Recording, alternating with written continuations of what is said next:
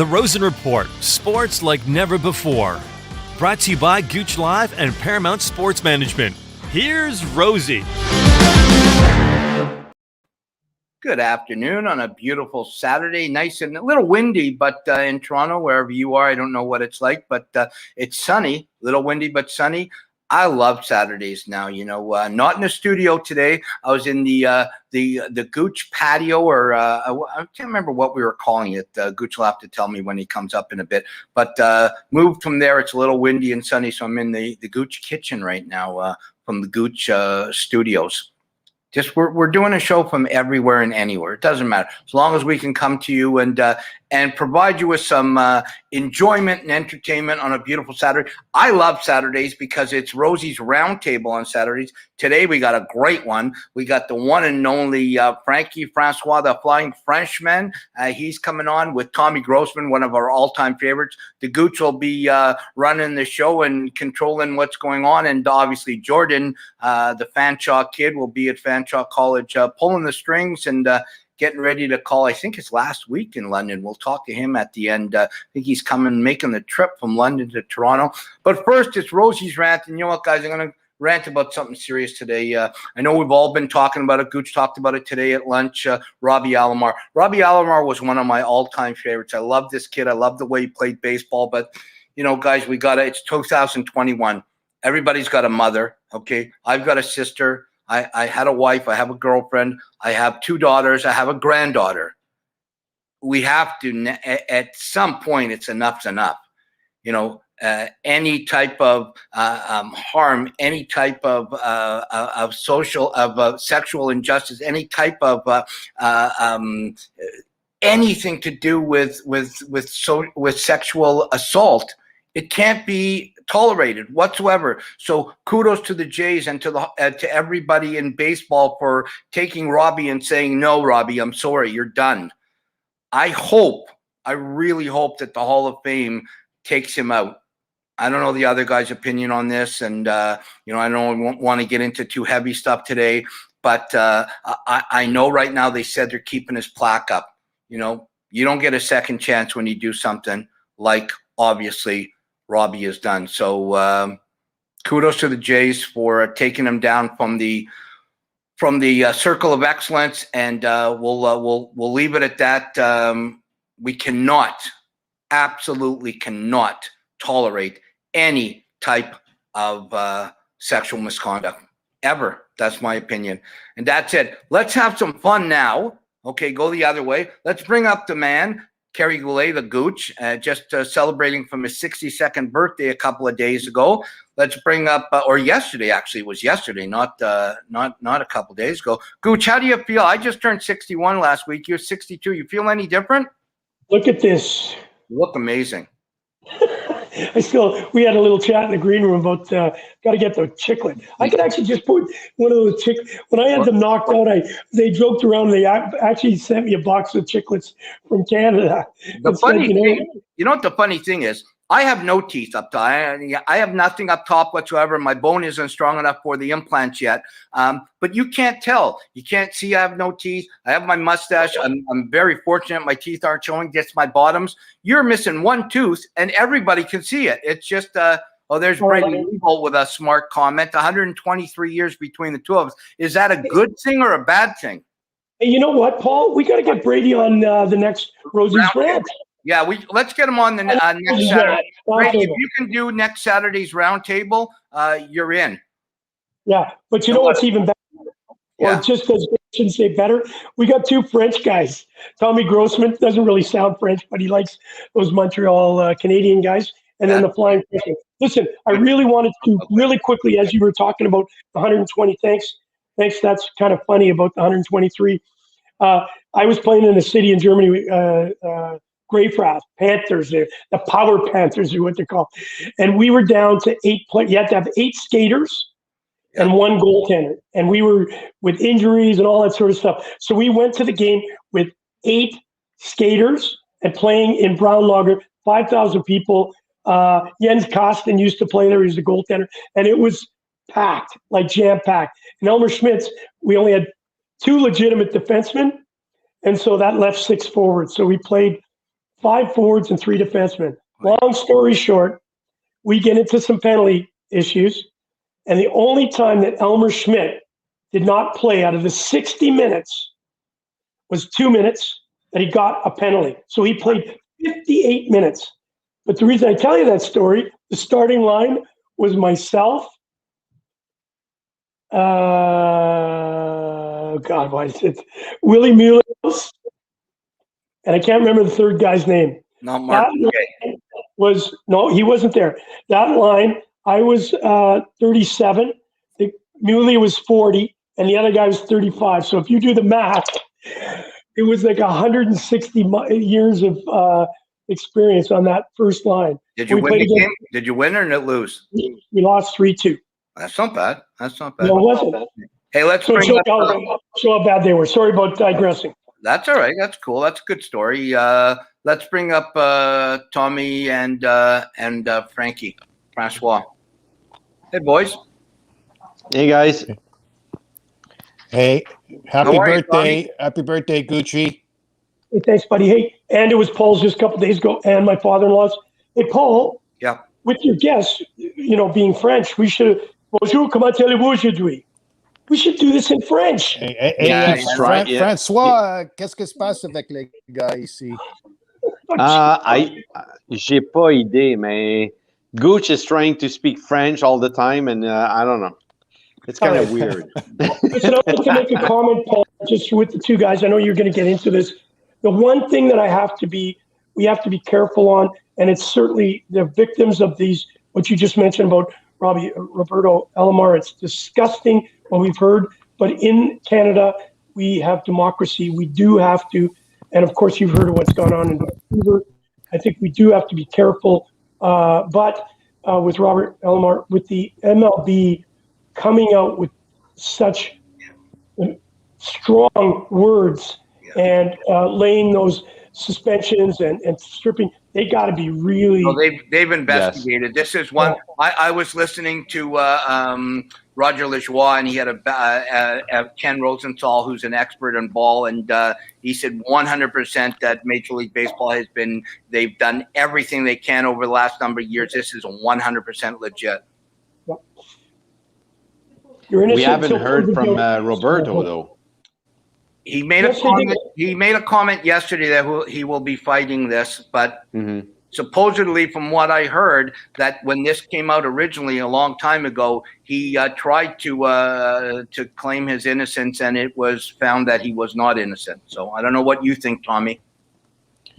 I think it was 2014 when they started the investigation. It's interesting. I haven't really put the pieces together. How come there was a private investigation and there was no court? There was no charges. It's just not all clear. It seems to be not very clear at this point. And the other one, Paul. Oh, sorry, I apologize. Tommy? Yeah. No. I was just saying that it's interesting that no charges were laid. Yeah. It seemed to be all private investigation. Any thoughts on that, or did anybody hear about it? Yeah, that's exactly what I heard. That there was no mention of whether there was money changed hands or whether the girl or the family was given it. It was just all done privately, all done through private investigators, through the Blue Jays and through Major League Baseball, which is kind of weird. And sorry to interrupt, but I worked in Toronto for a little bit, and back then, the Blue Jays and Roberto Alomar was he was the highlight of the Blue Jays, and I recall that when they were in the runs for the championships and all that, and this is too bad. I mean, it's unfortunate that these things are happening today, and the allegations and all that are coming out now, but it's when I remembered like the vibe in Toronto when they were in the run, and Roberto Alomar was the highlight of the Blue Jays. I recall that because I was actually at one of the games, and the ambiance inside the the stadium was unbelievable, and everyone was talking about Alberto, and with those allegations, I mean, it reminds me of Pete Rose a little bit. Yeah, but Pete Rose was obviously a little different. He was betting and gambling. This is sexual assault. It's something different. But Roberto Alomar, like, if you ask any baseball, one of the greatest second basemen of all time. He was an incredible, the only Blue Jay in the Hall of Fame to wear a Blue Jay hat on the Circle of Excellence. You can't deny his talent was incredible. But he also, like, Kwame, you're a baseball guy. You'd remember this when he had the incident with the umpire. I think it was Ken Hirsch. I can't remember. It was Ken Hirschbeck. Yeah, he spit. He spit. Remember he spit at him? That was huge back in the day. Yeah, terrible. Listen, I think also he had that clinch hit. He had that clinch hit in the semifinals. I think it was Eckersley to put Eckersley, exactly. Yeah, so that really, it's interesting when like a top tier celebrity runs into these problems. It's a bad thing, but in a way, it highlights what Paul was saying, that we have to clean up our act across the board, not just the top tier celebrities, but everybody. Like, there's something systemic that's still there. Yeah. I agree. All right, Gucci, let's do this. Gucci is going to keep it clean from us talking on each other. Gucci will facilitate, and we'll try our best to listen to Gucci. All right, listen. Here we go. It's the Gooch Live production deck that you were on. Now you're at the Gooch Live production kitchen. You're sitting at the kitchen table. Here's some Gooch Live production grapes. That's for the green room. Those are supposed to be with the guys down and below there. Here, open your mouth, Francois. You can have a grape. Tommy, you can have a grape. All right, here we go. Go ahead. With what's going on with the NHL and the playoffs coming up, and of course you two being Montreal Canadian fans, we thought it appropriate to talk about certain things. One, the Toronto Maple Leafs are the best team in the North right at this particular moment. It looks like they will be going up against the Montreal Canadiens. We'll talk about that in a few seconds. But I want to start with you, Paul, because you aren't a Montreal Canadian fan, or you're not a Montreal Canadian supporter. I know you're a fan of hockey. Is it right that teams right now should be resting their players with only 7 to 9 games left? Should Toronto be resting their players? Should Montreal be resting players? Should Winnipeg be resting players? And of course, I don't think Edmonton will, because they're on fire. Yeah. Paul. Yeah, well, I'm the only guy on this panel right now. The team is pretty well out. The Blackhawks will be out of the playoffs, and I'm okay with that. They had a really good season. I'm proud of what they did this year. But I don't think I although I would like to have, if I'm a Montreal fan or a Winnipeg fan, I'd like to have my guys going in 100% healthy when the playoffs start. I don't think they can, unfortunately. And I think definitely in Montreal's case, they've shot themselves in the foot so many times. And the crazy thing, guys, is if they beat Ottawa tonight, they're only 2 points behind Winnipeg, and they could jump into third. And whether they get fourth and get Toronto, get third and get Edmonton, they could beat Edmonton or Toronto. It's going to be tough. I don't think I think Toronto's the only team in that division that will be able to rest guys and get them ready for the playoffs. I don't think other teams can. I think Montreal, if they play as strong as they can right now, they could definitely move up. Winnipeg's in trouble. They're going backwards. They'll definitely be in the playoffs, but will they go in limping in, or will they go in nice and healthy? I'm not sure. But I wouldn't rest guys, Gooch. Interesting. And, I'm going the same route because players want to play. They don't want to be in the stands and just wait and rest. So, and if you recall, I would say a month and a half ago, Thornton mentioned that, he doesn't want the rests. So they need to play. They need to be in action. It doesn't mean that they're not going to get injured. But, I think they're going to take it a little bit easier, but they want to play games. I mean, I was the same when I was playing. Gooch, you were the same when you were playing. The same thing as with Paul. I mean, you don't want to sit there and just wait and wait and wait. And you want to be in the action and touch the puck a little bit and be part of the action. So I don't think the rest is going to make a huge difference. Obviously, with the Montreal Canadiens being, if they beat Ottawa tonight, they will only be 2 points away from Winnipeg, but I don't think that's going to happen. I think Montreal, they've had highs and lows. I think they're going to finish fourth, but regardless, I mean, either you're first, second, third, or fourth, regardless who you're going to play in the playoffs, starting the playoffs, I mean, it's a different game. I think Montreal was mostly built for the playoffs rather than the regular seasons. That's probably why they're struggling a little bit. But if I'd be a player, I would want to play, not rest. Yeah, I agree. Tommy? Francois, you didn't mention me. They had to rest me when I was playing Pee Wee C level.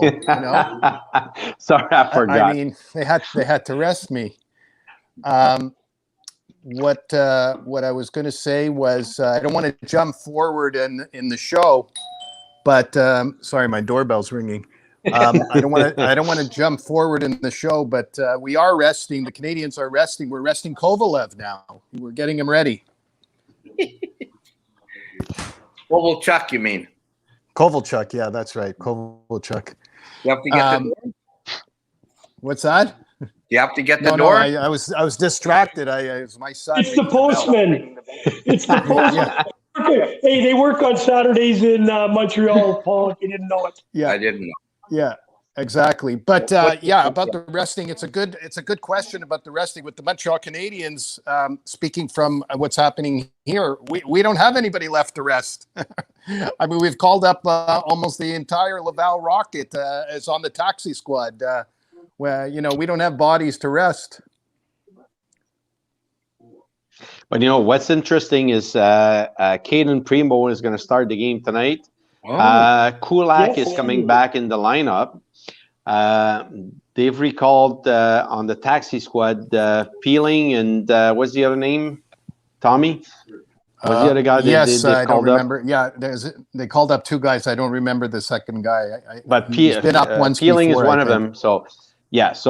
They're just preparing for the playoffs. So obviously you got to get there because Calgary is still in the picture. So. They're not out of the problems yet. So they have to win tonight's game. They have no choice but to win it. So. All right, this is the Rosen Report Roundtable, and Gooch is the host. You guys have taken all of my questions and answered them all in one. So there you go. Spin a little bit more. Here's the question. Just a question, simple answer. Paul Rosen. Yeah. You play teams that are close to that are in the playoffs, guaranteed in the playoffs. Do they rest their players, their big guns? No. Yes. No. Francois. No. Tommy. It's a case-by-case basis. Yeah, you could say maybe. So you got maybe going on. Maybe. All right, let's move into. So you guys have touched upon it a little bit, but I really want to get deep into it. We've got a great comment coming here. Hey, Paul, Sens will win tonight. They might. Then, of course, it says in the North Division, nothing is a guarantee. Anything can happen. So that's where I want to take it next. I'm going to go to Tommy first. Obviously, the Habs are in a very good position, but there has been an injury. We don't know the extent of it. It is a lower body injury to Shea Weber. So losing him on the back end, that's a huge hit. They play Ottawa tonight, and we all will agree Ottawa could be that team that disrupts everything of thought. So my question to you is, if they win tonight, they're 2 points, as you mentioned, Francois, equal games with the Winnipeg Jets, but their schedule is a little more difficult when you look at the games remaining. They got the Leafs 3 times, and I don't think the Leafs are going to take the foot off the gas right at those last 3 games because they need to get ready for the playoffs. They need to work on their power play. They need to keep on their specialty teams. So I think the Montreal Canadiens have a little more difficult path once you get out of that. So they have to win tonight. They lose tonight, I think it's pretty much over. can they catch, in your eyes right now, can they catch the Winnipeg Jets, who both back wheels have fallen off their jet? You know what? The Jets, they haven't been playing that well lately, but in the playoffs is going to be a different story. Hellebuck is going to come around. I'm telling you, he's a playoff goalie. It's going to be extremely hard for the Montreal Canadiens to go in front of Winnipeg. I think they're going to finish fourth. Montreal's going to finish fourth. And once you enter the playoffs, it's a different game. I mean, we've all played in playoffs, and it's a series 4 out of 7 is extremely different than just playing one game here and there against a team. So, regardless of the team that Montreal is going to face in the playoffs, I think they have a pretty good run at it. Yeah. All right. So I'm going to go to you next. Tommy, said, I just want to clarify when there was this statement made from Francois that, Paul and I knew what was going on and we got rested. Did you say you were rested or arrested in Pee Wee?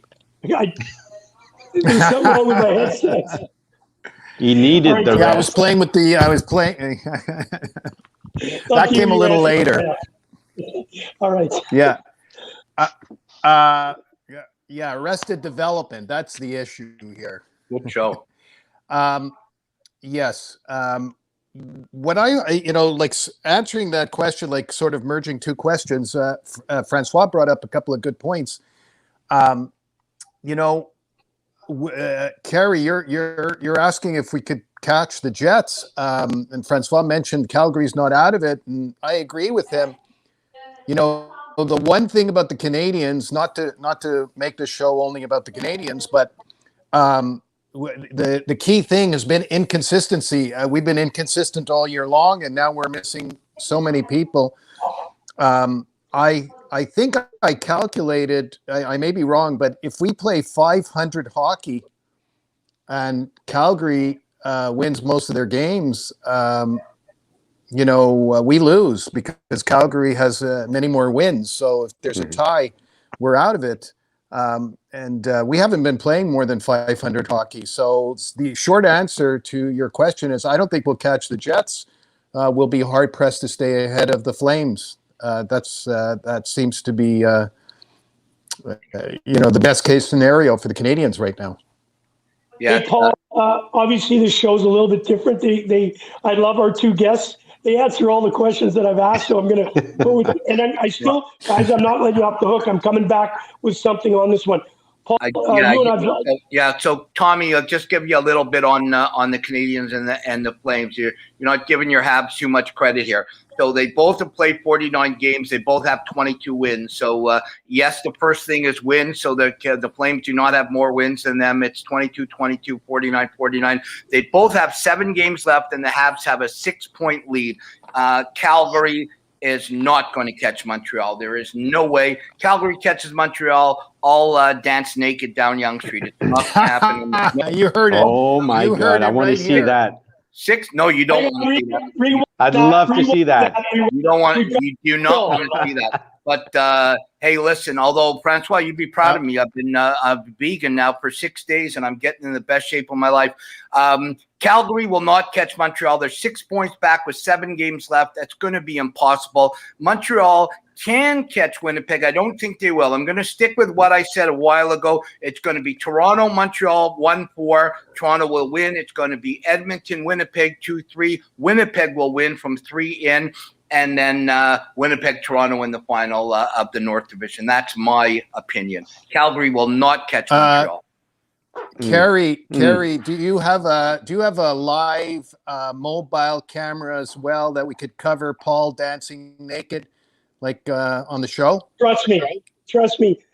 Jordan's coming to town next week, and I bought a video camera for him to go out and do these type. We're going to bring next week, once we get rolling, we're going to be doing a lot of fun things like this. I love this roundtable where obviously the guests don't read the script and they have no idea the questions I'm asking. But what's going to be really fun is we're going to be bringing that stuff. Paul and I going on the ice when we can. I'm going to do a cricket I'm going to learn how to play cricket, stuff like that. So we're going to have some fun. Hey, listen, I'll go around the table really quickly. Winnipeg gets caught by the Habs. Tommy. Sorry, say that again? Winnipeg gets caught by the Montreal Canadiens. Yes or no? No. Francois. No, Montreal's going to stay fourth. Paul. No, they will stay exactly like it is now. 1, 2, 3, 4. Toronto, Edmonton, Winnipeg, Montreal. Okay, good. So now that they've already answered all my questions, I've got to ad lib and I got to pivot. You can do that. Can I add something? Absolutely. Okay. Why not? I agree with Paul because I think Winnipeg's going to win the first round of the playoffs. But for Toronto and Montreal, if this happens, I think Montreal has a team made and built for the playoffs. So I don't think it's going to be that easy for Toronto. Won't be easy. And Gooch has called from the last 3 months that Montreal will take Toronto down in the first round. I think they will. I don't think it will be easy, but I still think Toronto will beat them in 7.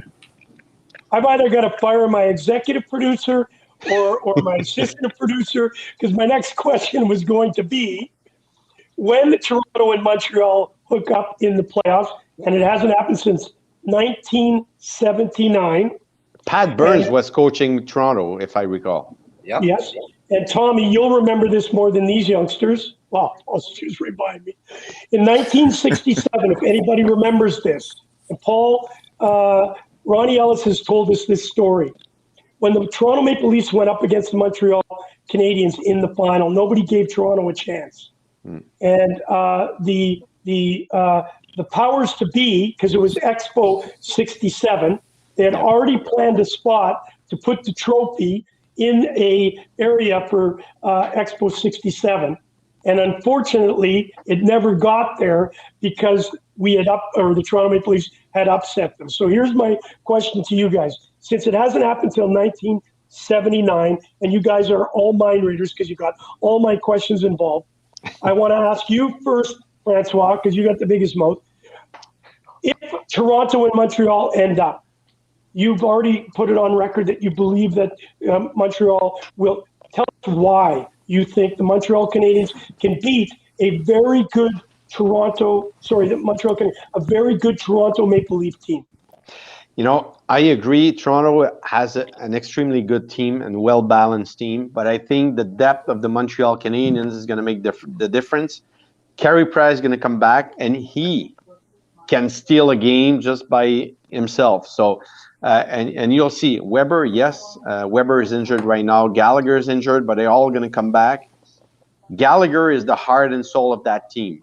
So, and you can tell right now without him in the lineup, they're having difficulties. But I think the Kulak's coming back tonight.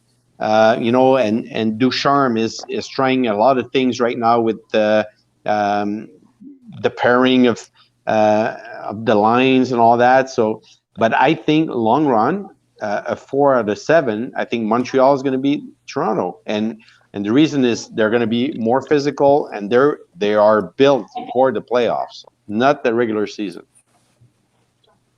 Well, I've been saying, thank you, Paul, for because it is on film. I have been saying it, and the only reason why I believe it, and I think you've touched upon it, Francois, I'm still concerned on the Toronto Maple Leaf goaltenders. I just don't know if they are true to what they are. We do know Carey Price is coming back. We know that Anderson may be back. And if it's Anderson against Price, with them both being sitting out, you got to put it towards, obviously, Price. And on top of that, I think the backup, Jake Allen, I don't know. I think he's the better number 2. Tommy.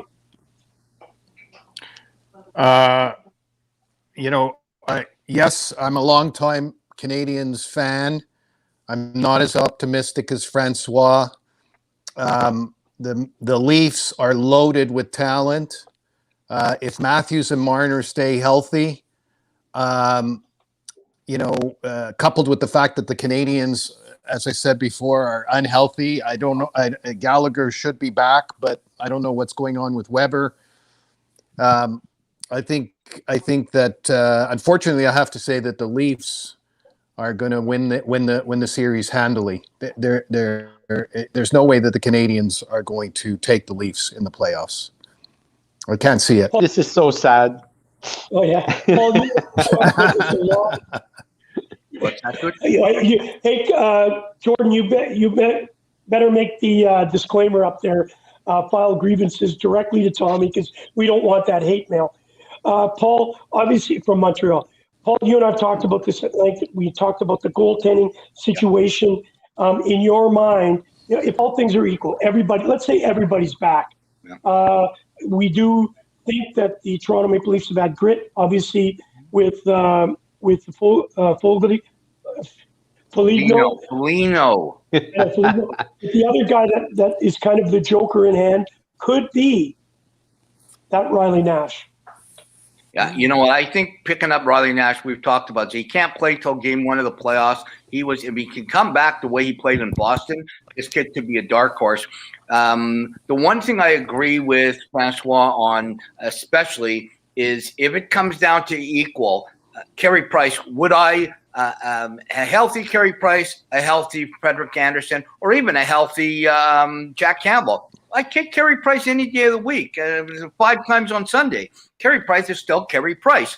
But can he come back and be healthy? If he's healthy and plays like he can definitely make it a series. They both have good young coaches. I just can't see this happening to Toronto again this year. I think they've just had a real good, solid year. I think they're too strong offensively. But I could be wrong very easily. And 100% Gooch, goaltending will be it.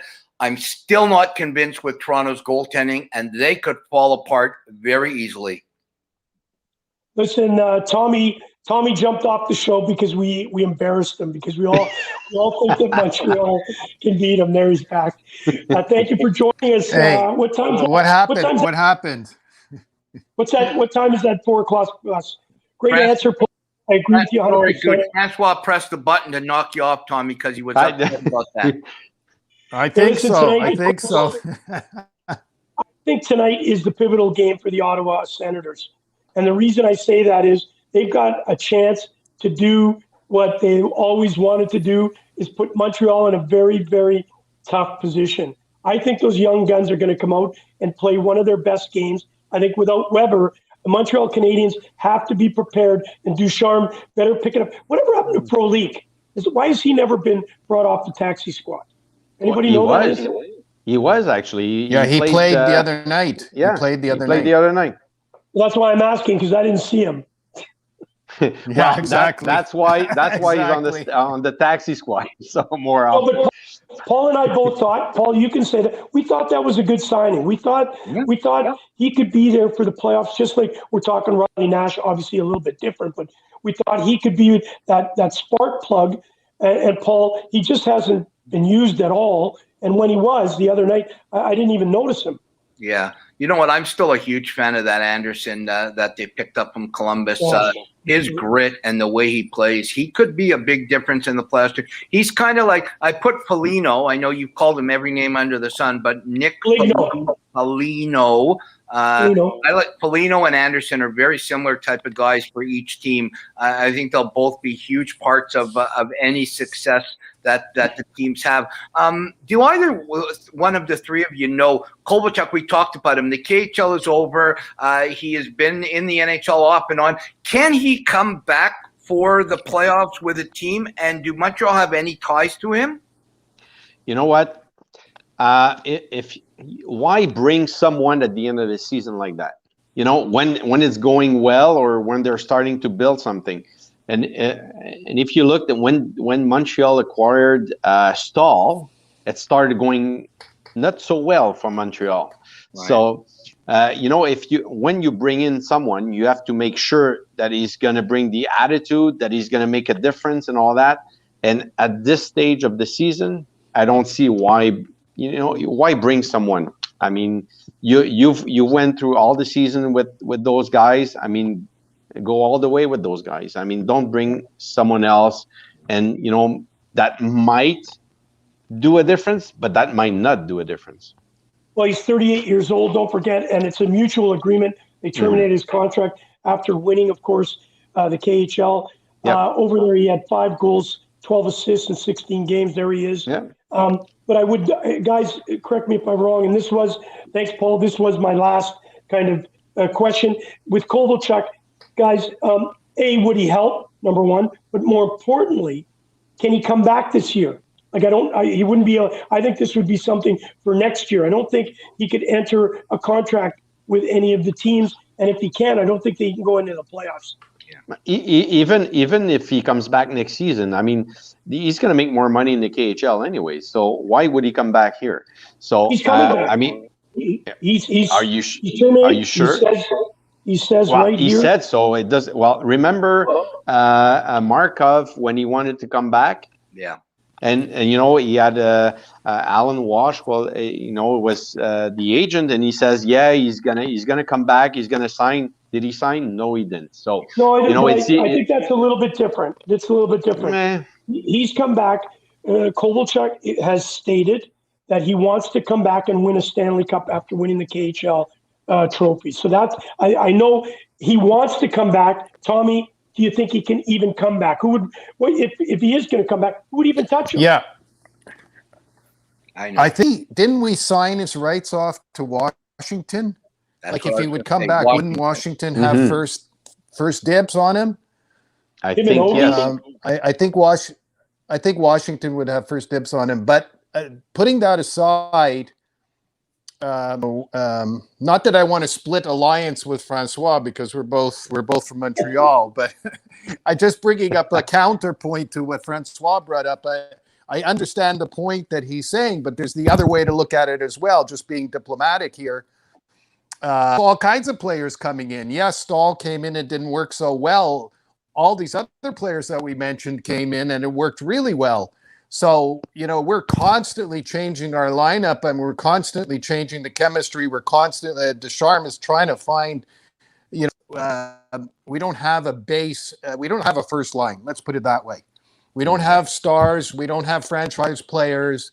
They're all moving parts. It was built to be a team of depth, as Francois said, with moving parts. So when you have moving parts, there's adaptability. And that's one thing good the Canadiens have done this year. There's a lot of adaptability. They have a bad game and they bounce back and we change people. So I think if Kovalchuk came, it could be a boost. I'd love to see him for the playoffs, personally. I agree, Tommy. Tommy, I agree with what you said, but the other players came in earlier in the season. So, you know, having a player just entering the lineup at the end of a season, I'm not sure it's going to be, it would be a smart move. Paul? Well, he's been there. He's been with the team before, so that helps a bit, right?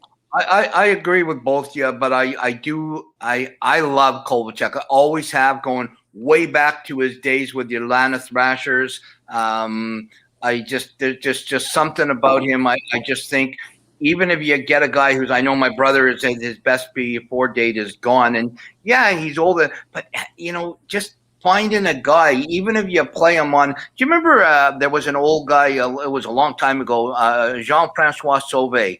When Kerry Goulet was a buddy of mine, and he played with the Nordiques, they had a guy on their team, JFS, Jean-Francois Sauvé. He was a power play specialist. And he could score goals on the power play, and that's what I think. Why I think Kovalchuk will come back next year in Washington with his buddy Ovechkin and maybe help score some goals. You'll get him for nothing. You'll get him for bupkis. So why not take a chance? I would do it if I was the Habs. All right, last question for you guys. Imagine having Kovalchuk for Caulfield. For have him there to teach Caulfield a few things.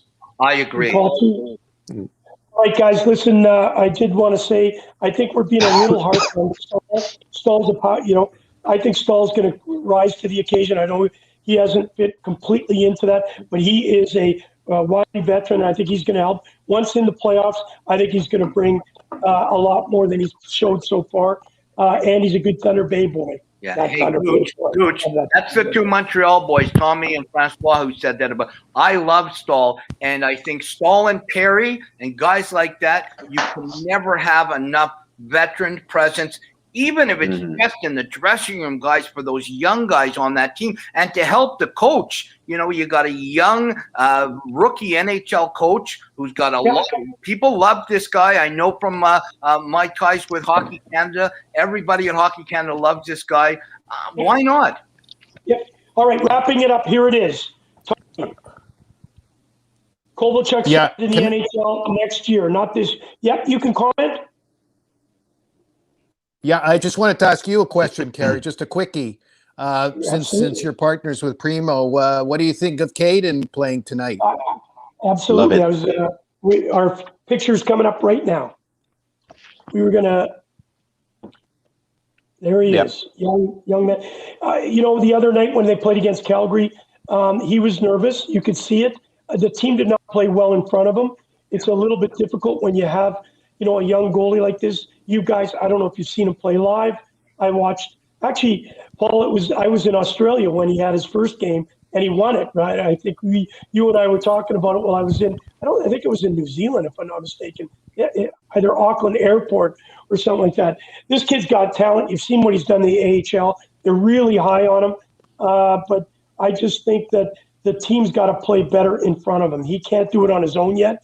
I think he's a talented goaltender. And we all know guys like you've mentioned, Paul Price can steal a game on his own. We certainly know that Hellerbuck can do that. I don't know if Caden's set for that yet, but I think he has that in the future. So I'm excited for him. I think this is the most pressure-packed game he's going to be in. Number one, you've got Ottawa, who can be a spoiler, and who would they like to knock out of a notch up? Certainly the Montreal Canadiens over the years. And the next one would be the fact that this game, I think, sets Montreal up for the run in the playoffs. I think they have to show they can continue on being the dominant force that they need to be to take on the Toronto Maple Leafs in the playoffs. I tell you, before you ask Tommy the question about Kovalchuk, one thing, anybody out there that's watching our show that is a fan of the U.S. development program or USA Hockey, USA Junior program has put together two incredible studs for the future.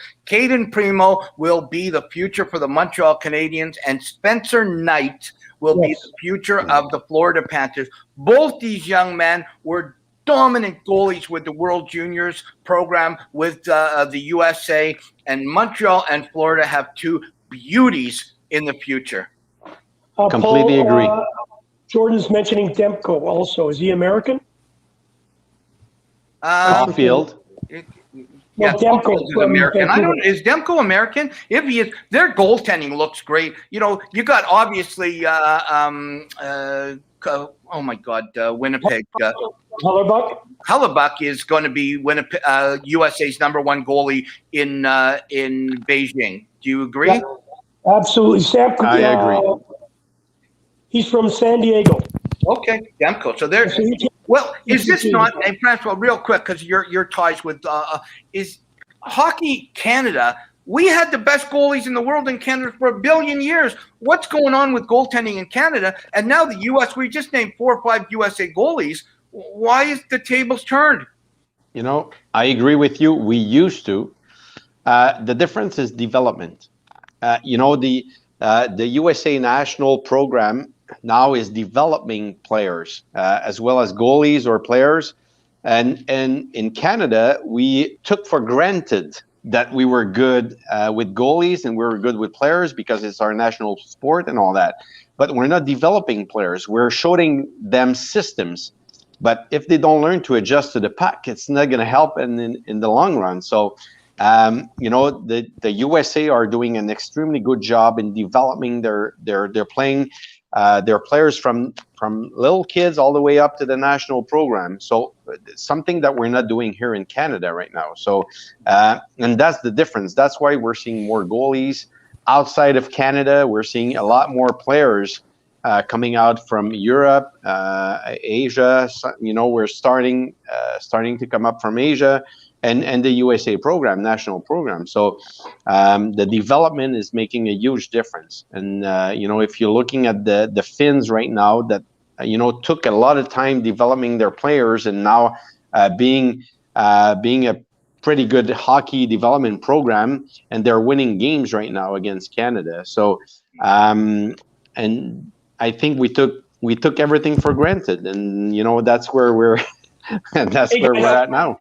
I know we're running out of time. I just want to say yes, Francois, Paul. I just watched the game, the U18. Watch it if you can on TSN. Our team Canada looks solid, man. They look like a team that's reckoned with. Obviously, they're going to go to the net, up against Russia and the States on the other side. That's where we'll see a true reading. But that Bedard that's coming up, guys, holy Jesus, he is sweet. And I think Stephen Rosen, Paul's brother, mentioned, and this is the final part to this, guys, Quebec used to have an incredible, they were like a goalie machine. Yep. What has gone on there? Why has that kind of been tempered? Tony and Francois, I'd love to hear that quickly. I think Francois answered it. It's all about development. I mean, we're not developing players, and we concentrate, especially for goalies. If you look at the goalie here in Canada, they're going to score in the goalie. The first thing that he's going to do is going to go on his knees, and he's going to try the instinct of the goalie. Yeah. I think we forgot a lot about that. But in the States, they're showing them to use their instinct. They're developing players. We're not doing that here. So, and that's making a huge difference right now. What about? I'm not an expert. We have Paul and Francois with the goalies, but just asking the question. Their numbers, I even with the forwards, in the draft, you see it. The development of the U.S. players are, exponentially increasing. Is it a function of numbers? Like, I think it's numbers. I think more kids are playing hot. Yeah, 100%. Yes, there's more kids. There's more kids, but the USA development program is I would say comparing to Canada is a lot higher right now. Right, and the question I was asking, Paul. Sorry, I apologize. It was not the fact that about Quebec. I was asking because they were coming out of it. They weren't necessarily with Hockey Canada. We were talking about the Hockey Canada development. What has happened in Quebec that these goalies are not coming out like they used to? That was kind of my question. I apologize if it same answer. It's the same answer. It's all about development. I mean, we have a few pretty good goalie coaches here, but they're not taking the time to develop those players and to make them understand the game. Using their instincts and all that. So I think that's making a huge difference, and they're doing that in the States. They're doing that in Europe right now. Okay, guys. I think Jeff Molson is firing all the goalie coaches. So exactly, it's a problem. Listen, You should have kept the goalie coach from the Rockets, because he was doing a pretty good job. That's right. All right, Tommy and Francois, as we let you go tonight, Montreal versus Ottawa. What's your score, Tommy? We're really up. I like the negative Habs fan here today. I'm a big Habs fan, and of course, I'm going to be yelling at my TV tonight for them to win. But we're Ottawa really. We have a tough time playing against Ottawa. I agree with what you were saying, Kerry. Ottawa and they're a little more physical. We have a really hard time, and since we're losing, a lot of bodies are injured and gone. It's going to be tough. I think Ottawa's going to win by a bit tonight. All right, Francois. Score 4-2. 4-2 Ottawa, empty net goal. No, I say 2-1 Montreal, and first win for Caden tonight. Oh, all right. Hey, guys, can't thank you enough. Paul, I know we're going to stay on. You're going to wrap the show up.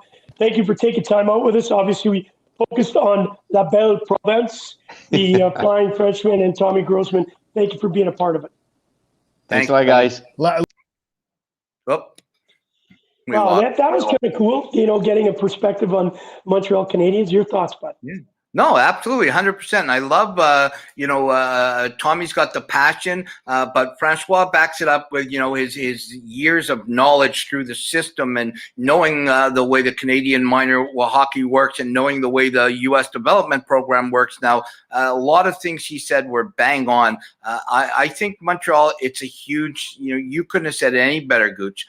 It's a huge game for the Habs tonight. I'm going to say from my heart instead of my head. My head will say Ottawa is playing so good right now on knocking teams off. They'll win.